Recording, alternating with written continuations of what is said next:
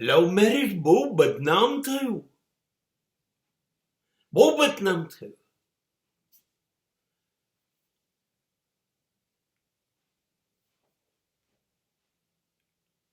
ખરેખર સમાજના 100% લગ્ન એ લવ મેરેજ જ થવા જેવા હતા.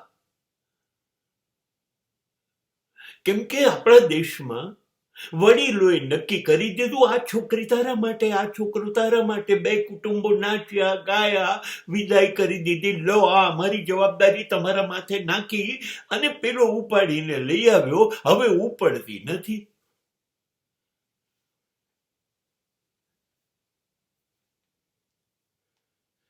કન્યાએ દાન કરવાની વસ્તુ હતી કે કન્યાદાન કરી?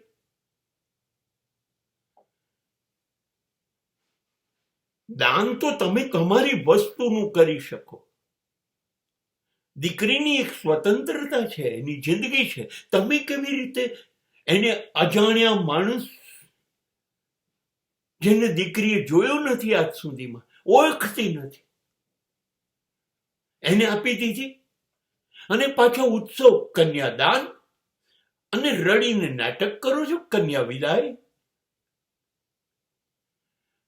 તમને સમજ પડે છે?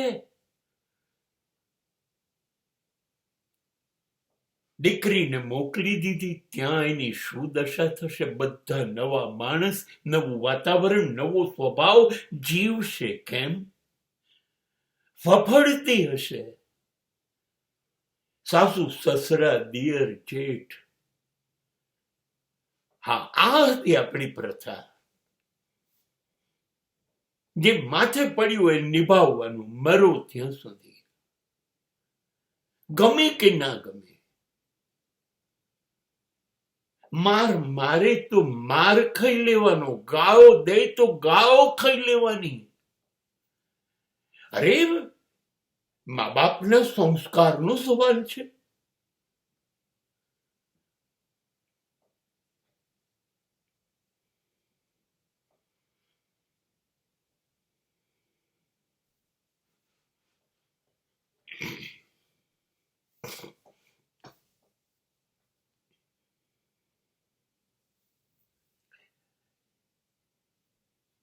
चुपचाप तो आग में जलती जा, सिंदूर की लाज बचाने को चुपचाप तो आग में जलती जा. આથી લગ્ન પ્રથા. આ નવી પેઢી, સમય બદલાયો ને, તોડી ફોડી નાખી આ પ્રથા. નહીં, મારી જિંદગી છે. છોકરીએ કહી દીધું તમે કેવી રીતે મારો વર પસંદ કરો, છોકરાએ કહી દીધું મને ગમે છે એ છોકરી મારી પત્ની બનશે. હા, બહુ સારું થયું. એ સ્કૂલથી શરૂ થયો, કોલેજમાં પૂરો થયો. 2-5 વર્ષ જોડે બેઠા, પિઝા ખાધો, પેપ્સી પીધી, બર્ગર ખાધા, કોક પીધી, નવરાત્રીમાં જોડે નાચ્યા, ઉત્તરાયણમાં પતંગ ચડાયો, હોય ધુળેટી જોડે રમ્યા, દિવાળીમાં ખુશ ખુશાલ થયા, 31st ઉજવી, એકબીજા જોડે ખરીદી કરતા થયા, એકબીજાને સમજતા થયા. એને આ ગમે છે, એને આ નથી ગમતું. અહીંયા ગુસ્સે થાય છે, અહીંયા વાલ કરે છે, અહીંયા નારાજ થાય છે, આવું કરીએ તો ઉદાસ થાય છે. આ બધું સમજતા થયા.